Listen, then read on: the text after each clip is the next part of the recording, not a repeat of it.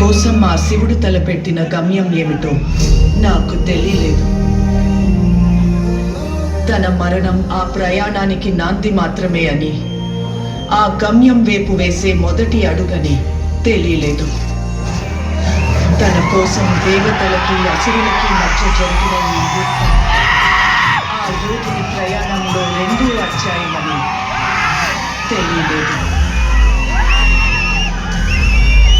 తప్పుకో విశాసుడ, బాహుబలి నావాడు.